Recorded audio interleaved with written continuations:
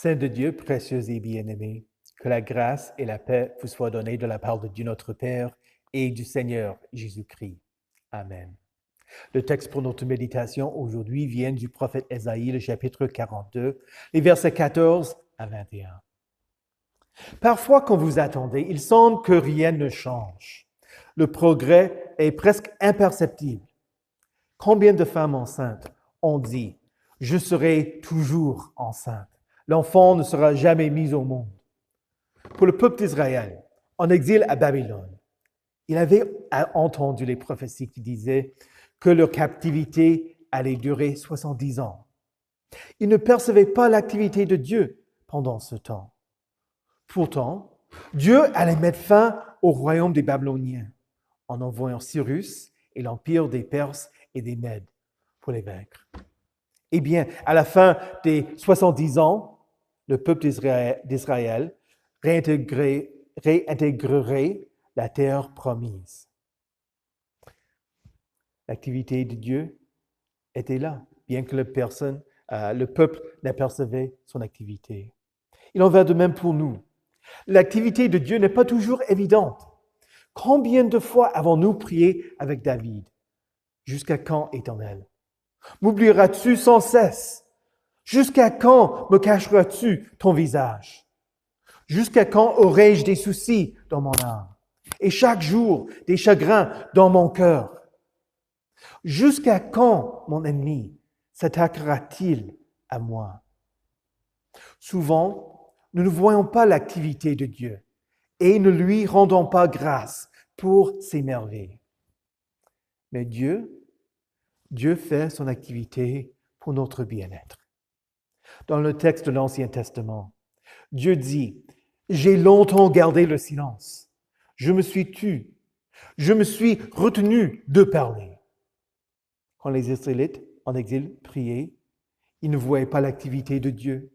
Ils pensaient que l'Éternel ne les entendait pas et qu'il n'allait pas exaucer leurs prières. Ainsi, ils commençaient à mettre leur confiance dans les dieux babyloniens. Mais ils ont eu tort. Dieu œuvrait. De la même manière qu'une femme enceinte attend et tout d'un coup commencent les contractions, Dieu annonça que son salut et son activité allaient venir. Et d'un coup, ces activités allaient être en évidence. L'Éternel dit, je vais crier comme une femme en train d'accoucher. Je serai allaitant et je soufflerai tout à la fois.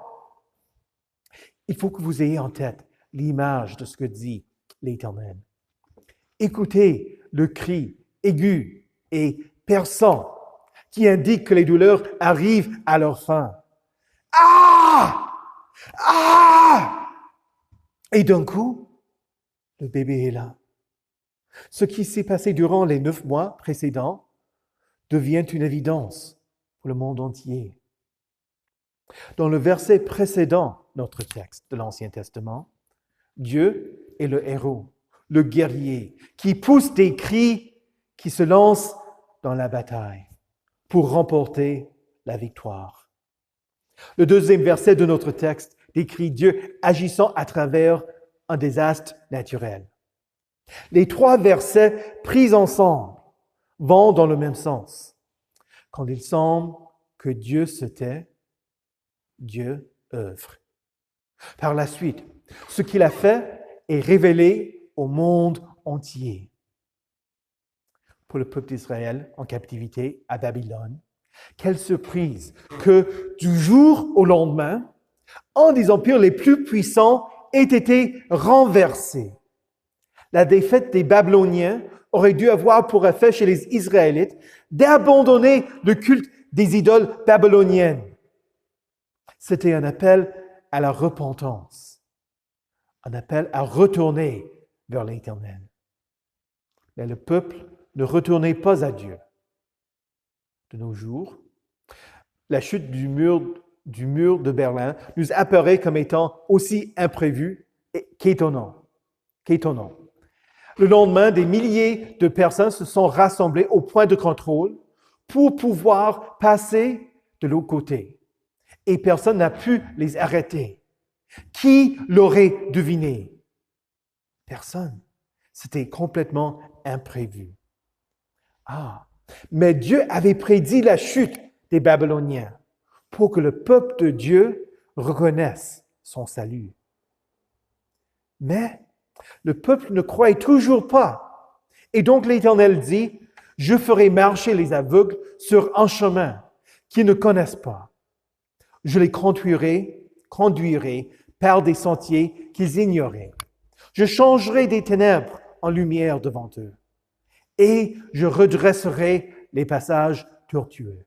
Voilà ce que je ferai. Dieu se chargea de son peuple, voulant que ce dernier vive par la foi, voulant qu'il mette de nouveau sa confiance en celui qui les guidait. Et voilà le problème. En dépit de son salut, le peuple persistait dans son aveuglement et dans sa surdité. Israël était doublement esclave. D'abord, des Babyloniens, puis des idoles. Dieu les libéra des Babyloniens par la victoire de Cyrus. Si la victoire de Cyrus ne les a pas convaincus, le retour des Israélites dans le pays promis à la fin de leur captivité aurait dû convaincre le peuple que Dieu, lui, avait été fidèle. Dieu dit, tu as vu beaucoup de choses, mais tu n'y as pas prêté attention. Dieu a ouvert ses yeux, mais Israël n'a rien vu. L'Éternel voulait aussi libérer son peuple de son idolâtrie. Pour cela, il ne s'est pas servi de Cyrus, celui qui avait été oint pour libérer le peuple. Le Père envoya Jésus, le Messie, celui oint de toute éternité, pour inciter ceux qui mettaient leur confiance dans des sculptures mortes à les abandonner pour suivre le Dieu vivant. Que nous entendions ce même appel de Dieu, que nous mettions notre confiance dans le Dieu vivant. Et pourtant, nous sommes tentés à adopter les idoles du jour. Quelles sont les idoles de nos jours? Les séries Netflix qui permettent aux abonnés de regarder un épisode après l'autre. Les réseaux sociaux où il faut qu'on reçoive des likes pour que d'autres personnes voient ce que vous voulez partager. Le pouvoir politique. Avez-vous entendu le vitriol et les douceurs de ceux qui veulent être élus ou réélus dans ces derniers temps?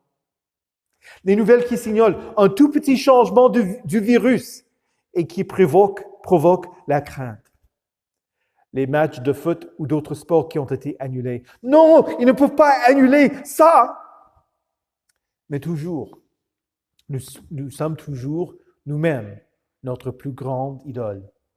Ce qui explique en partie la quête ridicule de papier toilette de la part de certains, mais aussi le ramassage personnel des gants et des masques, sachant pourtant que, sans eux, le personnel soignant sera en plus grand danger. Ce qui retient l'attention de notre société, et peut-être notre attention, n'est plus ce qui est bon, ce qui est vrai, ce qui est beau. Le monde ne voit pas l'activité de Dieu et il n'écoute pas sa parole.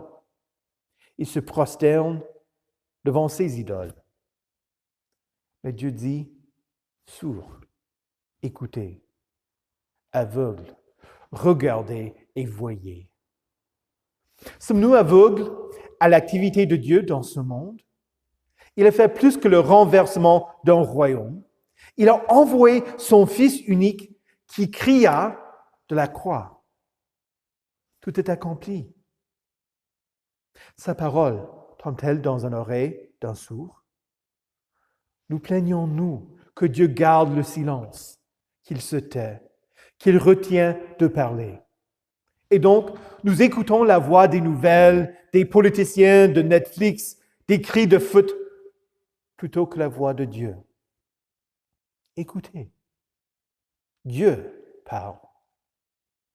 Dieu lui-même parle. Que dit-il? L'Éternel a pris plaisir à cause de sa justice à rendre la loi grande et magnifique. Le mot traduit par la loi est le mot hébreu Torah. Il s'agit ici de toute la parole de Dieu. À cause de sa justice, à cause de Jésus-Christ qui est venu dans ce monde pour le justifier par la foi en lui, les enseignements et la parole de Dieu grandissent. L'Éternel prend plaisir à pardonner, à donner vie à ceux qui sont morts dans le péché, à ouvrir les yeux des aveugles et à se faire entendre. Jésus vous pardonne. Il vous appelle à mettre votre confiance en lui. Tout le monde entend l'appel de nos jours. Lavez-vous les mains pour vous protéger. Utilisez des lingettes pour désinfecter les surfaces. Faites ceci pour vous et pour vos proches. Évitez de surcharger le système de santé pour que nous ayons l'équipement nécessaire pour tous ceux qui tombent malades. Bon, c'est bon d'écouter ces consignes. Mais Dieu rend grand et magnifique son enseignement. Vous avez un plus grand problème. Tout le gel hydroalcoolique au monde, tous les masques N95, ni même l'isolement ne peuvent vous protéger du péché. Le sang seul de Jésus purifie.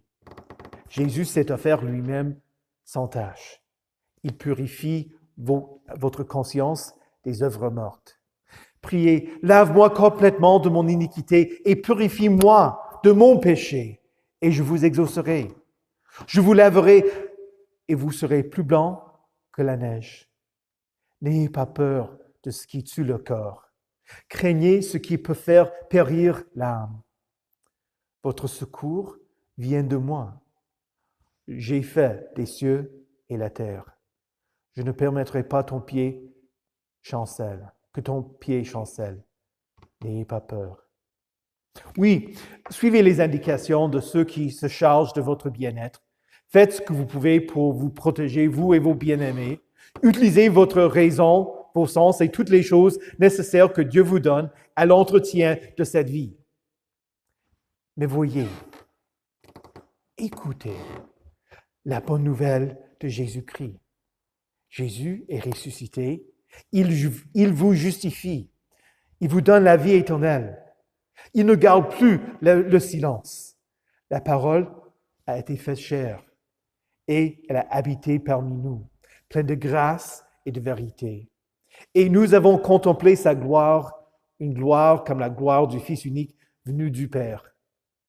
L'Éternel a pris plaisir à vous sauver. Ceci est grand, ceci est magnifique. Au nom de Jésus. Amen.